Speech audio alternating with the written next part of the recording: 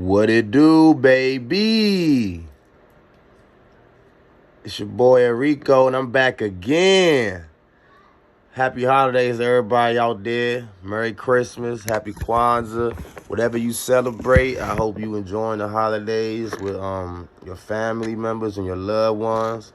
You know, we all should, really enjoy the holiday season and, love up on each other and be there for each other, support each other, and just, enjoy each other's, good energy and just being there with your friends and family, man. Like, that's what the holiday is all about. So I hope everybody out there is enjoying their family and their loved ones and really, being there for each other and enjoying each other, man. Because that's what it's all about, y'all, We all got, different situations and stuff, man. But I just, I just wish everybody will, enjoy their family and appreciate their family and be there for their family. Because at the end of the day, that's all we really have, man. And unfortunately, other people's situation is not as good as others. So, just think about the good things that you do have and the blessings that have come your way, because a lot of us don't have those blessings, So, I just want to say that to everybody, man. Happy holidays to everybody out there. But I'm going to make a couple videos. And then this one is going to be about the NFL MVP. Who is NFL MVP? Who is the MVP of the 2023 NFL season? I think that's a question that has yet to be answered yet. And that's the thing about this season that's very interesting, because this is the only year that I can remember recent history where it hasn't been a clear-cut favorite to win MVP, or at least several different options where it's like 2 or 3 clear options. There's no front runner. There's nobody that separated itself. Not one person. And this is very, very odd, man. I don't know why exactly. Obviously a lot of, players / quarterbacks been injured this season. People that probably would have been in MVP conversation, like A-Rod maybe. Herbert got hurt. Deshaun Watson been hurt. A lot of quarterbacks been hurt. So maybe it's because the quarterbacks, Joe Burrow, et cetera, et cetera. But you still have Mahomes, you still got Josh Allen, you still got Jalen Hurts. You still have plenty of players that's great, especially quarterbacks. So I don't think that's the reason. I don't know what the reason is. But at the end of the day, we're going to have to wait and see to find out what happens. Now, of all the candidates, we have the top candidates, I believe, right now, if you look at the odds and whatnot, is Purdy, Brock Purdy from San Francisco. You have Dak Prescott from the Cowboys. You have Lamar Jackson from the Ravens. Those are the top 3 candidates, I believe. But in the mix, you still have Christian McCaffrey. You still have, sitting in the background, this couple big games away is Jalen Hurts. You still have Josh Allen. You still have Patrick Mahomes. You still have Tua. You still have Tyreek Hill. I guess all those names deserve to be mentioned. But, over the last few weeks, some of those names have kind of took a step back. But like I said, it's so up in the air that I guess you still have to mention those names. Now, if it would be a year that the quarterback would not win it, this should be the year, man. This should be the year, because it's not one of these quarterbacks that's really dominate. Has really been dominant. And the one that has been dominant, at least statistically or whatnot, is Brock Purdy. Now, we all know that he has another MVP candidate on his team as a running back, Christian McCaffrey. We all know that once Deebo Samuel and Trent Williams got hurt, him or Christian McCaffrey didn't look the same. Neither one of them looked like they was as dominant or, as explosive as they were, as effective as they were with Trent Williams and with Deebo. Now, I want people to pay attention to that, because we all know Kyle Shanahan's offense is designed a certain way, and he has the San Francisco 49ers have a assortment of playmakers. So I'm not going to say it's easy to play, but it's not like he's sitting there creating and putting the team on his back and carrying them to wins. That's not really happening. Now, is he doing his job, and is he doing his job very, very well? Absolutely. He's giving the ball to the playmakers on time. He's getting the ball out of his hand on time. He making sure, like, he giving his playmakers opportunity to make plays. He's not holding the ball in his hand extra long. So you got to give him credit for that. But is he carrying the team? Is he like the sole reason why the team is as good as they are? I don't see that. I don't see that. But I have to be honest. There has been quarterbacks in the past that has pretty much went up under the same type of stipulation, the guidelines that I'm putting on Brock Purdy right now, and they have won an MVP. Been part of great systems, had great numbers. Necessary probably wasn't the best player on their team or even on their offense, but they were the quarterback. They were part of a dominant team, and they had the numbers, and they won. Matt Ryan, for example. I'm going to just throw him out there. We've seen this happen before.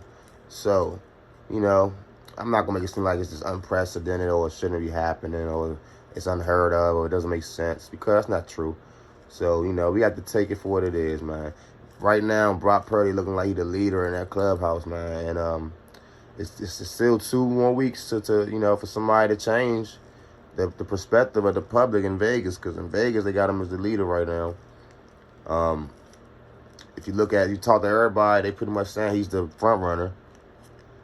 So you have 2 games left, 2 seasons, 2 weeks left. Well, 3 games if you count the teams that play today, and the Ravens and the Niners do play tonight.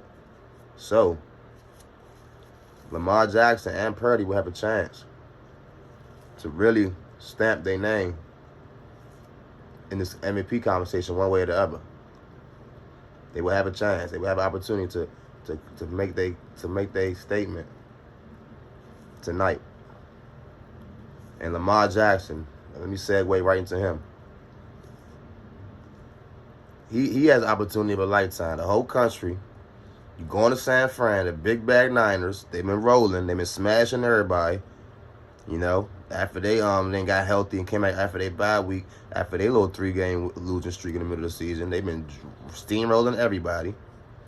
And, this is a huge test. You on the road, Christmas night, at San Fran. Y'all sitting there trying to secure this number 1 seed in the AFC. Lamar Jackson, you have a chance to completely put the country and everybody on notice that I'm the MVP, I'm the man, my team is the best team. You could do that tonight. If you go into San Fran and you dominate and you have a great statistical game, a great, aesthetically pleasing game, like it looks great, statistically backs it up, y'all come out with the win, it's going to propel Lamar Jackson to the top of that list, in my opinion. Lamar Jackson will get to the top of that list. He will at least be, neck and neck with Brock Purdy and whoever else, is at the top of the list, if anybody else is going to be there. That's what I see. So Lamar Jackson has a clear track to the MVP if he puts on a great performance tonight. And I believe he will. I believe he will. It's going to be tough because the Niners are tough, but that's what's going to make it way more impressive, because we are going to be watching him do it against a legit elite defense. And if he does that, look out. Keaton Mitchell got hurt last week, so it's going to look like more the running game probably going to fall back on Lamar, unfortunately. Because Keaton Mitchell, man, shout out to you, man. Unfortunate injury he went through last week. So I think that's going to take a sting out of the Ravens running game, because he brought a different element with his speed and his burst, his quickness, his explosion. They don't really have that. Justice Hill is kind of a shiftier type of bat, but he doesn't have that explosion, doesn't have that speed. And Gus Edwards, we all know what he is. He's very valuable, very good running back, but he's not that explosive, big home run hitting running back. He's more of a pound you, soften you up in between the tackles type of running back. So Lamar, man, it's kind of made it's looking like he is all in front of you, Lamar, for you to win your second MVP. Now everybody else is further down the list. Dak Prescott, we just watched you play against the Dolphins last night on Christmas Eve. You didn't play horrible, Dak. You didn't play horrible, but you just haven't done enough to win. You haven't beaten a real team yet all year. I barely won any road games all year. Like, there's no way you're going to be MVP doing that. There's no way. It's just no way you're going to be MVP doing that. And you messed that up for yourself. Josh Allen, I think you just had a little bit too many turnovers, my boy. You then came back in the second half of the season with your own little resurgence after you was definitely looking shaky in the beginning and the middle part of the season. Last month or so, y'all got your act together. You have gotten your act together. After the firing of Ken Dorsey, the former University of Miami quarterback, national champion Ken Dorsey. Y'all fired him and elevated Joe Brady, who was like the new hot guy, the new hot offensive coordinator about 5 years ago, five or so years ago, maybe 3 years ago. And I don't really know what happened to him. I think he went to the Panthers. I don't know what happened to him, but somehow, some way, he found his way in Buffalo. And when they fired Ken Dorsey, they elevated Brady, Joe Brady, and that's, voila, they looking back legit again. So shout out to y'all, Buffalo, Joe Brady, and you got Josh Allen and boys back in the mix. Shout out my boy Diggs. You already know Maryland all day. My boy Diggs is a real one. Buffalo, Josh Allen, you kind of, played yourself out of it, but like I said, you still have an outside chance. Mahomes, you have an outside chance, but it's pretty much a wrap. Like, y'all just not good enough. Your number's not good enough, and that's not because of you. That's because your fucking bum-ass receivers can't help you. They haven't been able to help you out enough. Besides Kelsey, like, nobody has been dependable. Rashee Rice is starting to step up this year. I mean, at the end of the year, finally. But he's a rookie, so, that was as expected. He's starting to step up, though. He's doing his part, but nobody else is doing their part. Kadarius Toney is a complete a bust of a move. Like, I know they wish they never traded for him. Like, he's not dependable for anything. So, Mahomes, unfortunately, I think he's going to suffer from his teammates not being there for him. Jalen Hurts, another one. Too many turnovers. You lost your offensive coordinator, Joe Steichen, that went to the coach. He's the head coach of this coach now. And this is the thing. This is why you have to be careful, man. When you have a young quarterback, man, you at first I didn't see the value. I didn't put as much value in this as other people did, but now I see exactly why they do put as much value in that. When you have a young quarterback, it's important to try to marry them with a young offensive coordinator, a young coach, a head coach that has an offensive mind. That's what you want to do. You want to marry your young quarterback with a head coach that has an offensive mind, because once that quarterback's developed, once they get into a rhythm, once they get chemistry, they can keep it going. If you have a defensive-minded coach, or you have a special team coach, or you have just a coach that wasn't hands-on with the quarterback, you know what I'm saying? Even if he was offensive, but the coordinator, the one that came up with the scheme, the coordinator, the one that had a relationship with him, and they get hired and then get as a head coach and leave, now that kind of resets the young quarterback. Now that kind of maybe alters or halts their development in certain ways, because they have to learn new offense, they have to learn new things, they have to go back. So it's like, it's not the same. You can't keep the same rhythm going. You can't keep the ball rolling downhill. And that's what's going on with the Eagles this year. They offensive coordinator left, and you see the adjustment just Jalen Hurts and the whole offense had to make. And they still look like they find their way through. They haven't found that exact same rhythm they had last year. And that's partially because of that. So Jalen Hurts, they offense has been clicking. He's been turning the ball over way more this year. I think he's top in the league in turnovers right now. He's tied for top or maybe second in turnovers. So, he took a step back. He's not really, in the front runner. He has a puncher chance. All these dudes I'm naming now have puncher chances, but they're not really real contenders in my opinion anymore. So he falls in that category. Tua, he falls into that category. Tua actually, look at his numbers. He might have the best numbers out of all the quarterbacks. It's just that we all can see we have the eye test. Like, you're not the engine of the team. You're not the best player on your team. That goes to Tyreek Hill. And if Tyreek Hill didn't get hurt and banged up at the end of the season, he would be a real candidate for MVP. But the fact that he's been banged up the last 3 weeks or so, his numbers kind of tailed off because of that. If he'd have got that 2,000 yards, around 15 plus touchdowns, it would have really been a case for Tyreek Hill. You know what I'm saying? But I feel like the fact that he's been hurt and his numbers tailed off, I don't see him in the mix either. I do not see him in the mix. So that basically Christian McCaffrey, man. And like I said, if it's any year for a non-quarterback to win it, it would be this year. It would be McCaffrey, man. If you look at their team, he's the straw that stirred the drink. They're not the same without him. He's dominant. He's dominating. He's dominating in the running game and as a receiver. He makes it so much easier for Purdy. Like, he just spreads the field way more. Like, he makes the defense can't just sell out, you know what I'm saying, on trying to, make Purdy beat us and all that. You can't just make Purdy beat y'all. Because how you going to do that? You can't just take away the run. Because you can't take away Christian McCaffrey. He's that elite. He's that good.